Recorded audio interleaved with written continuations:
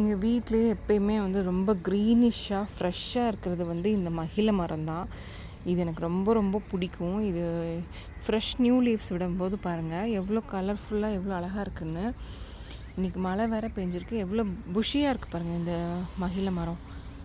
நான் full view காமிக்கிறேன். இது பாருங்கள் எவ்வளோ ஒரு பெரிய மரம். இது கிட்டத்தட்ட ஆல்மோஸ்ட் ஒரு 8 years to 9 years ஓல்டு மரம். இது பக்கத்துலேயே நாங்கள் வந்து பன்னீர் மரம் வச்சுருக்கோம். இது எல்லாமே என்ன ஸ்பெஷல்னு பார்த்திங்கன்னா, இது எல்லாமே வாசம் பயங்கரமாக தரக்கூடிய பிளான்ட்ஸு. இதுலேயே பார்த்திங்கன்னா மகிழம் பூ இருக்கும். இந்த மகிழம் பூ வந்து காலையில் மழை பெஞ்சாலோ இல்லை எதுனாலும் அப்படியே விழுந்து கிடக்கும் கொட்டு கொத்தா.